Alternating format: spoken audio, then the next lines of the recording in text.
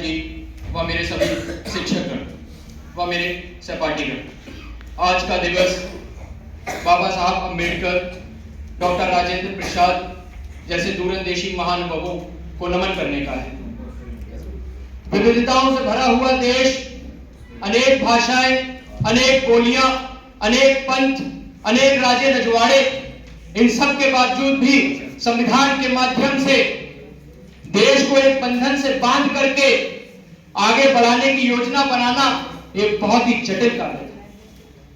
एक और जब अंग्रेज हमारे देश को छोड़कर जा रहे थे तो उन्होंने जाते जाते कहा कि ये तो हम थे जो 100-125 सालों तक हमने भारत पे राज करके भारत को एक साथ रखा। अब देखना, जब हम जा रहे हैं तो भारत एक साथ नहीं रहेगा। इन लोगों से अपना देश नहीं चलने वाला। अरे भारत को तो अपना संविधान भी लिखना नहीं आता।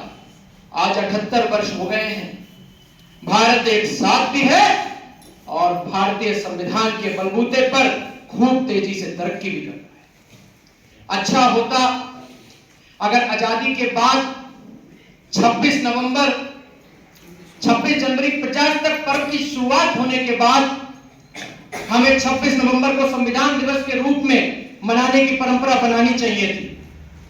संविधान बना कैसे, कौन लोग थे इसको बनाने वाले, किन परिस्थितियों में बना, कैसे बना, संविधान हमें कहां ले जाता है, कैसे ले जाता है, क्यों ले जाता है, इन सभी बातों की चर्चा अगर हर वर्ष होती तो संविधान, जिसको दुनिया ने एक जीवंत इकाई के रूप में माना है, एक सामाजिक दस्तावेज के रूप में माना है, विविधता भरे देश के लिए एक बहुत बड़ी ताकत के रूप में, पीढ़ी दर पीढ़ी अवसर के रूप में काम आता। भारतीय संविधान ने हमें कई महत्वपूर्ण अधिकार दिए हैं, जैसे समानता का अधिकार, स्वतंत्रता का अधिकार, शिक्षा का अधिकार। अनुच्छेद 17 अस्पृश्यता को निषेध करता है। यह हमें समाज में समानता और न्याय को बढ़ावा देने के लिए प्रेरणा देता है। अनुच्छेद 21A 6 से 14 वर्ष के आयु के बच्चों को निःशुल्क और अनिवार्य शिक्षा प्रदान करने के लिए अधिकार देता है। अनुच्छेद 45A श्रमिकों के अधिकारों की रक्षा करता है। हम गौरवशाली हैं कि जो पूरे विश्व के देश अपने नागरिकों को अधिकार नहीं दे पाए, वह अधिकार हमने भारतीय संविधान ने हमने आप दिए हैं। भारतीय संविधान पूरे विश्व का सबसे बड़ा विस्तृत लिखित संविधान है। संविधान हमें हमारे अधिकारों और कर्तव्यों के बारे में बताता है।